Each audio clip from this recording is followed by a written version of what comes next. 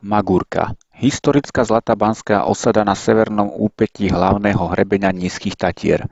Leží pod Latiborskou holou, ktorá je po Krývani najvyššie položenou banskou oblasťou na Slovensku a ktorej názov je skomoleninou slovanského názvu Zlatý Bor, teda Zlatý les. Tento názov dokladuje ťažbu zlata už pred príchodom nemeckých baníkov z Tyrolska a Saska v 13. storočí, ktorých sem pozvali uhorskí králi. Tí najskôr iba ryžovali zlato zo sedimentov potoka Lubčianka, ktorý ho vyplavoval z magurských žíl. V hornej časti toku potoka sa z 1 metra kubického sedimentu dalo vyryžovať až niekoľko gramov zlata. Dnes je to stále 15 až 200 mg zlata na meter kubický. Zlatinky sa v menšej miere nachádzajú pozdĺž zlatonosného potoka až po jeho vtok do rieky Váh. Následne tu začala prebiehať aj povrchová ťažba pingami na miestach, kde žily vystupovali na povrch. Podzemná ťažba štôlňami začala až v 16. storočí po príchode štiavnických, kremnických a bystrických ťažiarov. Tí tu ťažili zlato, ale aj striebro a meď. Vyťaženú rudu drvili v stupách poháňaných vodou postavených priamo pred ústiami štôlní. V 18. storočí začala ťažba antimónu. V roku 1821 bola na Magurke postavená pec na tavenie antimónovej rudy. Ťažba pokračovala až do 20. storočia do roku 1922, kedy dĺžka banských chodieb dosiahla až 12,8 km. Hlavná magurská žila so zlatom a antimonitom sa nachádza v žule starej 350 miliónov rokov, ktorá je v okolí žil premenená horúcimi hydrotermálnymi roztokmi a tlakom. Hlavným žilným minerálom je biely a sivý kremeň a antimonit. Žily sú orientované východo-západným smerom a mali hrúbku od niekoľkých centimetrov až do 4 metrov. Magurské zlato je najrídzejšie na Slovensku, má rídzosť až 980 000. Obsah zlata bol vo vzorkách stanovený na 2,5 až 7,8 gramov na tonu, no miestami sa tu dali nájsť aj veľké kusy zlata s hmotnosťou 100 gramov, údajne až 13 kilogramov. Tento potok dodnes vyteká z najnižšie položenej banskej štôlne Ruseger, ktorá v nadmorskej výške 1100 metrov magurský banský systém stále odvodňuje. Bola vyrazená po roku 1855, keď pre mimoriadne tvrdú žulu zlyhal pokus bane odvodniť dedičnou štôlňou korunného princa Štefana z južnej strany pohoria, z Horehronia, podkopaním hlavného hrebeňa Nízkych Tatier.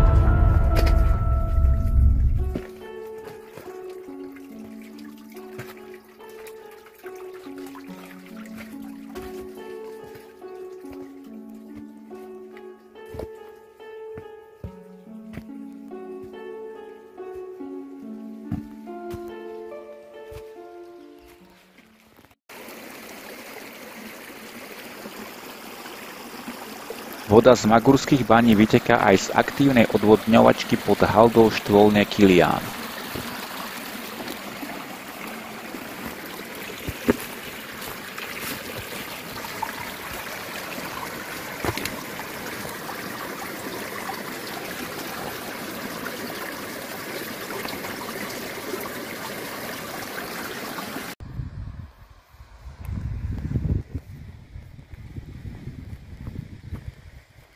Na halde štôlne Kilián sa nachádza informačná tabuľa banského náučného chodníka s peknou lidarovou mapou štôlní, ktorá umožňuje presne lokalizovať priebeh podzemných banských chodieb a hlavne jednotlivé vstupy do podzemia.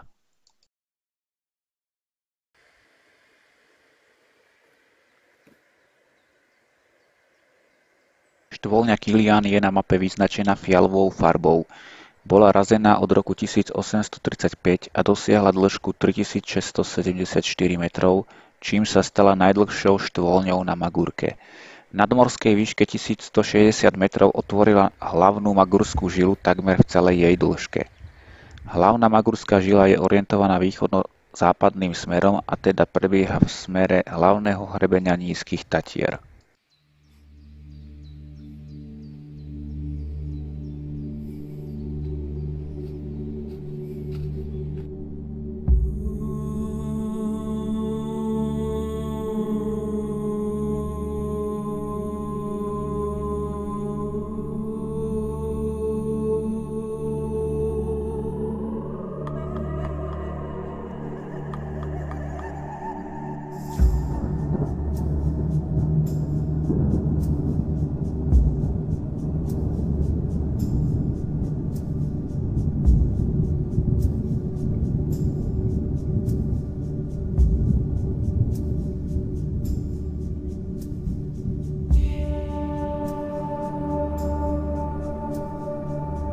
Na tomto mieste v štvoľni Kilián došlo na jar 2022 k plnému závalu. Vďaka staršiemu videu, ktoré som vytvoril v lete 2021, sa však môžeme pozrieť aj za zával.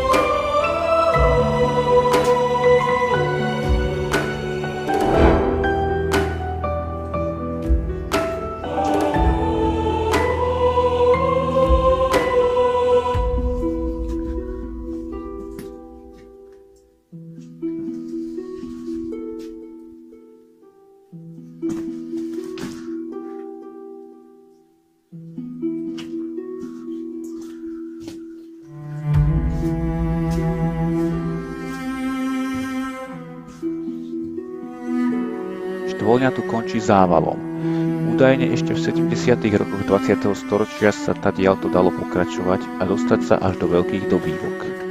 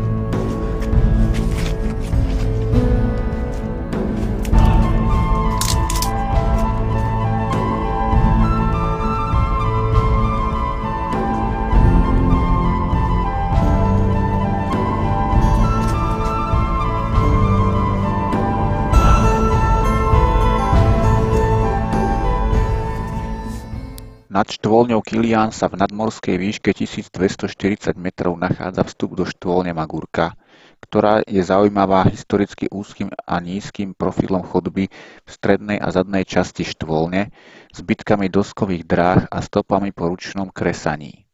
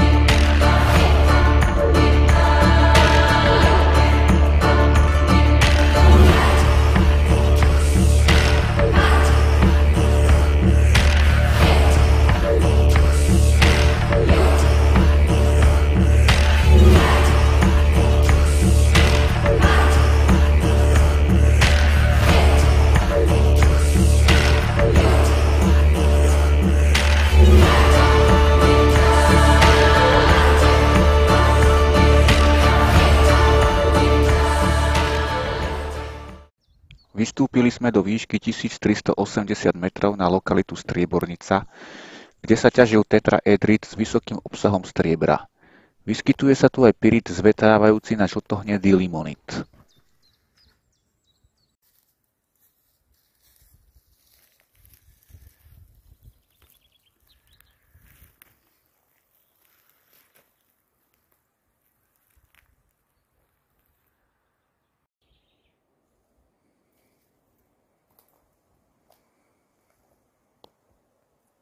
Les tu ukrýva veľmi úzky vstup do starej štvoľne, navyše klesajúci strmo a hlboko nadol, čo je zrejme aj dôvod, prečo štvoľňa nie je dostatočne vetraná.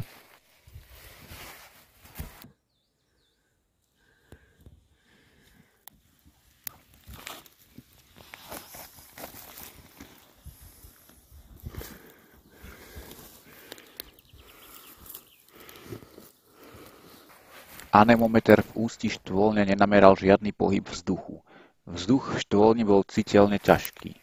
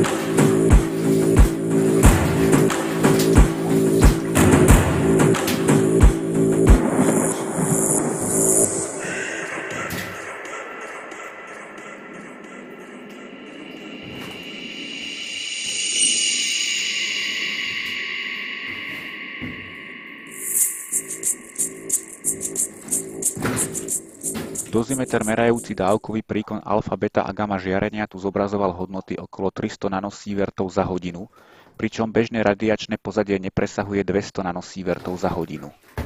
Nameraná hodnota dokonca na okamih dosiahla až 500 nanosievertov za hodinu. Nameral som tu aj zvýšenú koncentráciu oxidu uhličitého okolo 1700 ppm, pričom vyvetraný vzduch má hodnotu 400 ppm.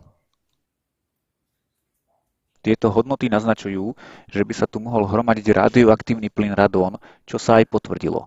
Jeho objemová aktivita tu bola 2533 bekerelov na meter kubický, čo pri vdychovaní do plúc zodpovedá efektívnemu dávkovému príkonu 22 800 nanosievertov za hodinu, čo je 114 krát viac ako bežné radiačné pozadie.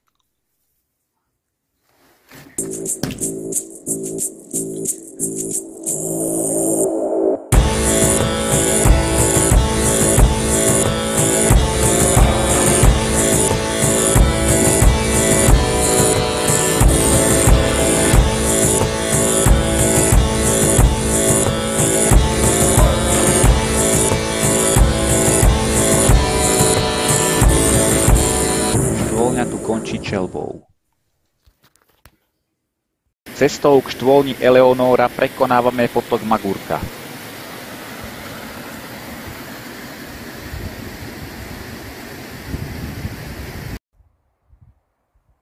Ústie štôlne Eleonóra sa nachádza vo výške 1270 metrov nad morom. Nameral som v ňom prúdenie vzduchu okolo 0,6 metrov za sekundu. Vzduch v štôlni pôsobil čerstvo.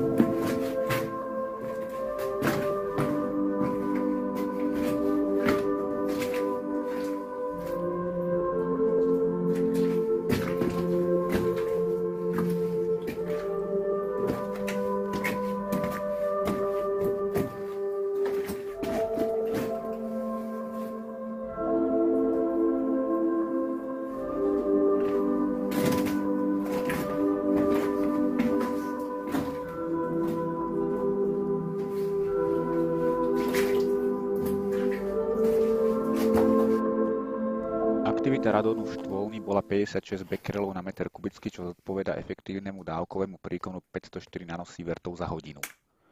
Hodnota 56 bekrelov na meter kubický spĺňa odporúčanie Svetovej zdravotníckej organizácie pre dlhodobý pobyt neprekračovať aktivitu radónu 100 bekrelov na meter kubický. Dozimeter tu nameral hodnoty okolo 200 nanosievertov za hodinu, čo je stále možné považovať za bežné radiačné pozadie. Ani raz počas hodinového merania pritom neprekročil 300 nanosievertov za hodinu.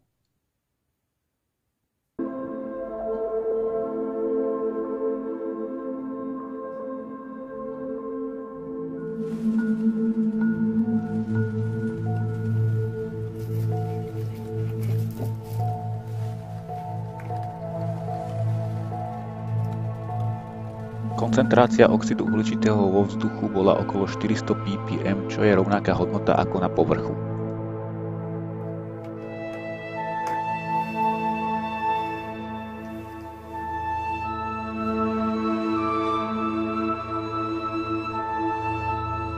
Aneometer v štvolni nezaznamenal žiadny pohyb vzduchu.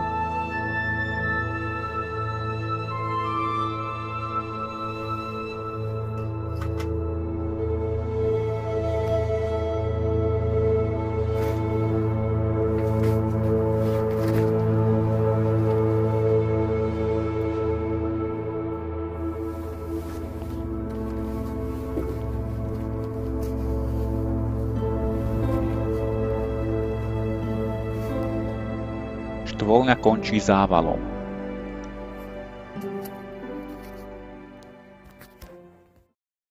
Nádej na hĺbšie preniknutie do rozsiahleho banského systému štvoľní nám dala táto mapa, podľa ktorej je štvoľňa Dolný František prepojená úpadnicou so zavalenou štvoľňou Adolf a z nej následne vedie úpadnica za zával v štvoľni Kilián.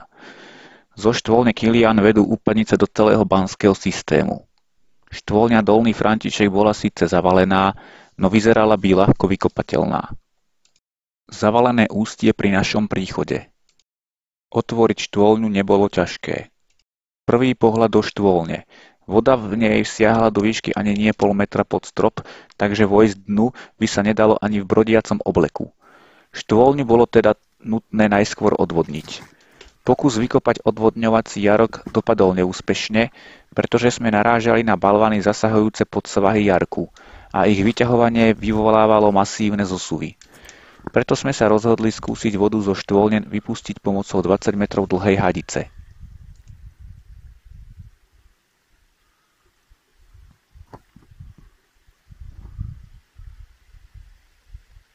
Odvodniť štvoľňu proti gravitácii je možné aj bez čerpadla, a to paradoxne práve pomocou gravitačnej sily. Využijúc rozdiel gravitačných potenciálov koncov hadice v spojení s atmosférickým tlakom, ktorým atmosféra gravitačne priťahovaná k Zemi tlačí na hladinu vody v štvoľni. Potrebné je iba vytvoriť vákuum v hadici, čo je možné dosiahnuť tak, že hadicu úplne naplníme vodou, jeden koniec ponoríme pod vodnú hladinu v štvoľni, druhý koniec na nižšie položené miesto na plošine haldy pred štvoľňou a na sekundu presne otvoríme ventíly na oboch koncoch hadice. Tento nami nikdy neodskúšaný teoretický princíp však narážal na technické problémy. Použili sme totiž ohybnú a ľahko prenosnú požiarnu hadicu, ktorá však nedržala svoj tvar a tak ju vznikajúce vákuum v hadici uzatváralo skôr, ako sa stihla plniť vodou vákuum nasávanou zo štvoľne. Tento problém sme čiastočne vyriešili vsunutím druhej kratšej, no pevnejšej hadice do požiarnej hadice tak, aby bolo možné prekonať najkritickejší úsek odvodňovacieho prúdu, ktorým je stúpanie zo štvoľne. Dosiahli sme tak výtok iba 1 liter za 11 sekúnd, ktorý sa navyše počas týždeň trvajúceho odvodňovania sám prerušil.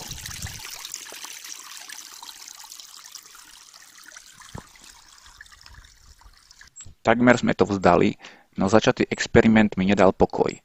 A tak za 12 dní po neúspešnom pokuse stúpame opäť na už medzičasom zasneženú haldu štvoľne Dolný František s dvomi 10-metrovými vnútorne vystúženými hadicami s vnútorným priemerom 38 mm a v mraze sa pokúšame konečne uspieť. Hadice sme najprv museli pomocou hasičských kliešťov vzduchotesne spojiť PS spojkou, čo sa samozrejme nepodarilo na prvý pokus. Krhlou a lievikom nalievame vodu do hadice a dúfame, že už je vzduchotesne spojená. Na naplnenie hadice bolo potrebných 6 krhiel ľadovej vody naberanej z nedalekého potoka alebo štôlne.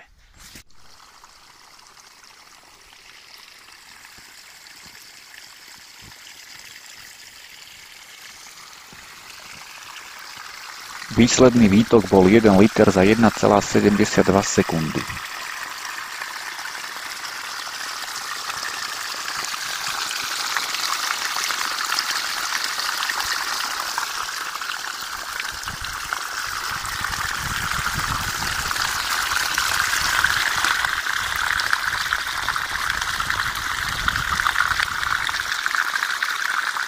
Po 7 dňoch odvodňovania práve na sviatok svätej Barbory, patrónky baníkov, sa nám konečne naskytol pohľad na odvodnenú štôlňu. Za ďalších 7 dní voda klesla už iba nepatrne. 11. decembra 2021 konečne nastal čas vstúpiť do štôlne.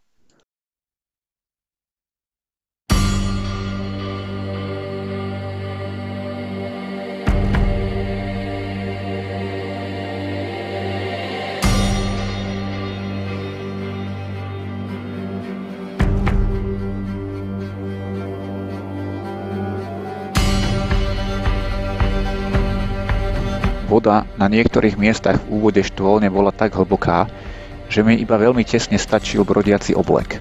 Na jednom mieste som dokonca musel kráčať po špičkách.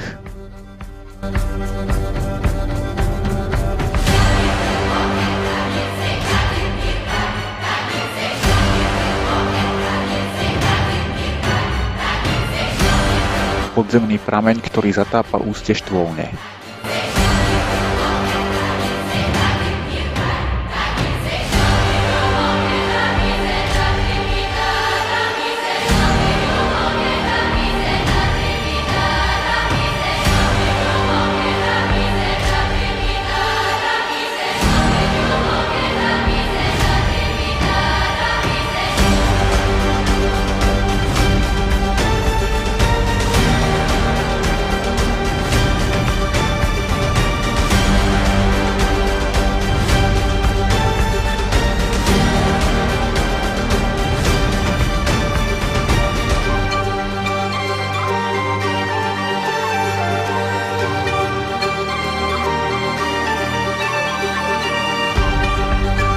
Panenská chodba bez akýchkoľvek stôp, ktorú nikto neuzrel celé jedno storočie.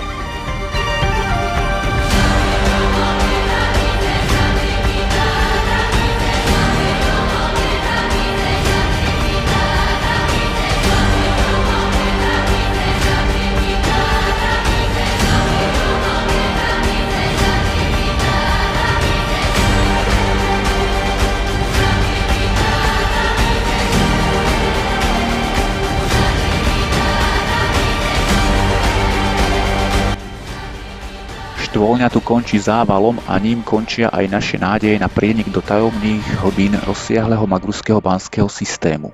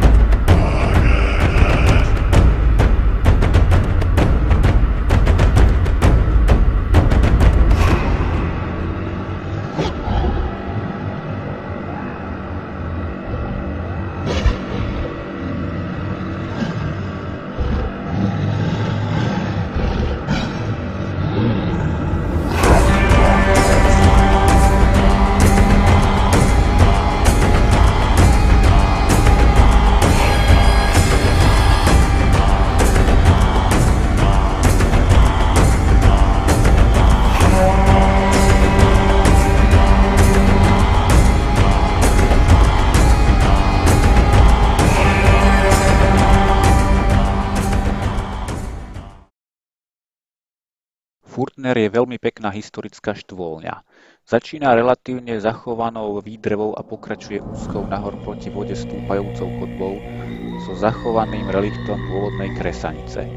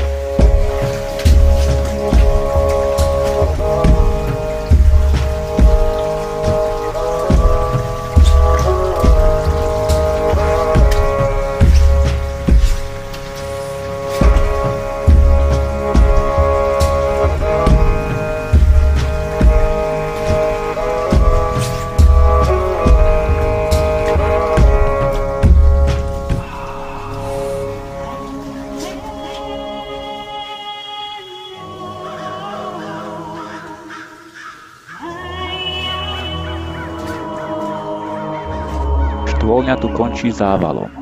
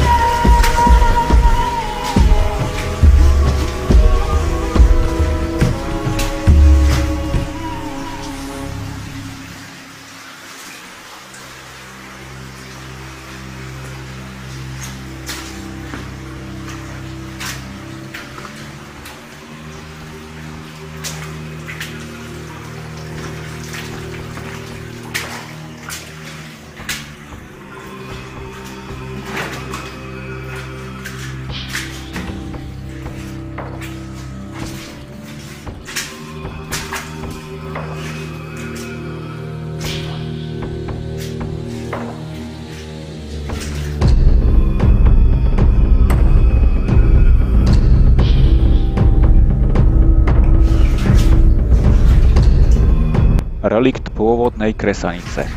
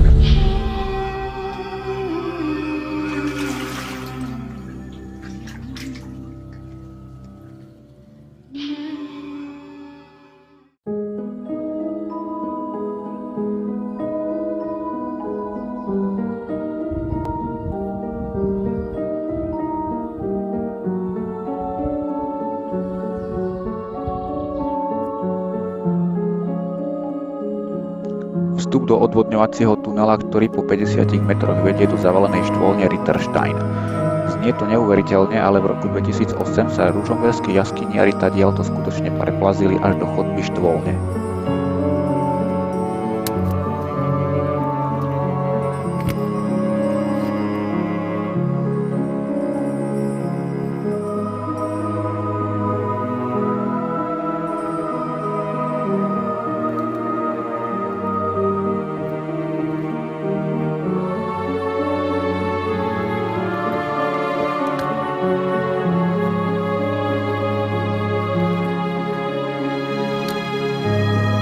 Kráčame trasou odvodňovacieho tunela k ústiu štôlne.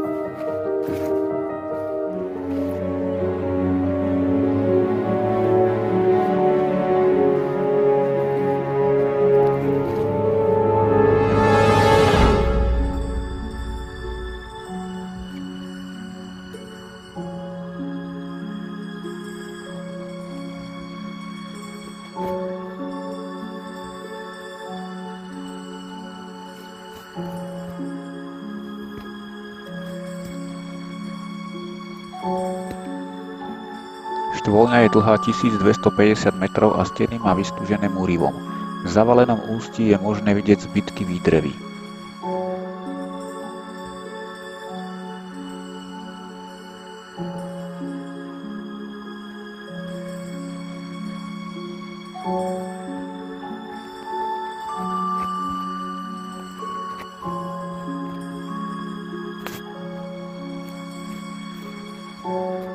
Pred ústím štôlne Ritterstein začínal vo výške 1330 metrov nad morom Magurský Banský vodovod dlhý 5913 metrov.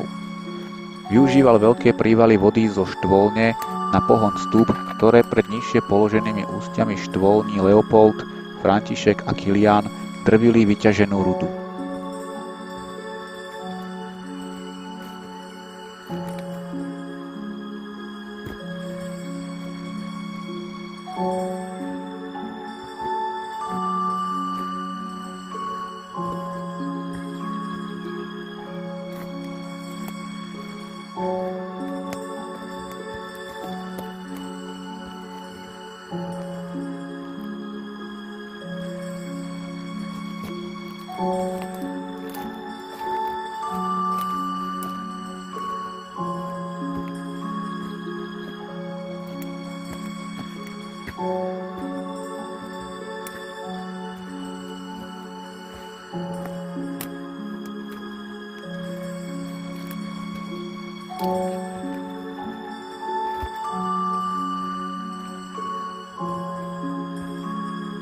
Ďalšiu nádej na prienik do rozsiahleho magurského systému štvoľní nám dala zavalená štvoľňa Alois, v ktorej ústí bolo cítiť prievan a tak sme sa ju rozhodli vykopať. Systémom úpadníc by sa z nej malo dať dostať až do dobývok štvoľne Kilián. V miestach okolo štvoľne Alois na svahu Latiborskej hole Zlatého boru vychádza magurská žila na povrch, čo je viditeľné na sfarbení hornín. Kutalo sa tu už od prvej polovice 14. storočia a prvé správy o hlbinej ťažbe pochádzajú z roku 1560. Nedaleko odtiaľto sa vo výške 1390 metrov nad morom nachádzala pravdepodobne najstaršia a zároveň najvyššie položená štvoľňa Joachim. V ústí štvoľne Alois sa nám nakoniec podarilo otvoriť dutinu, ktorá však bola vyplnená suťou.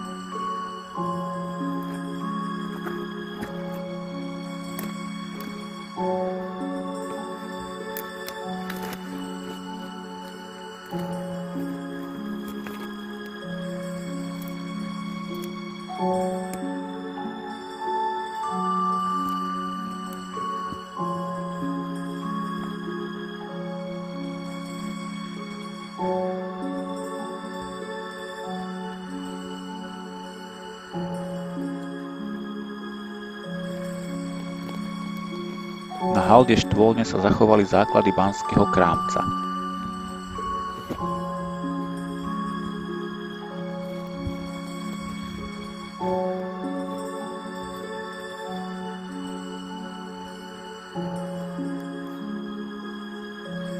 Z haldy je tiež pekný výhľad na vrchol hrebeňa Latiborskej hole, ako aj smerom do údolia na Salatín a Veľký Choč.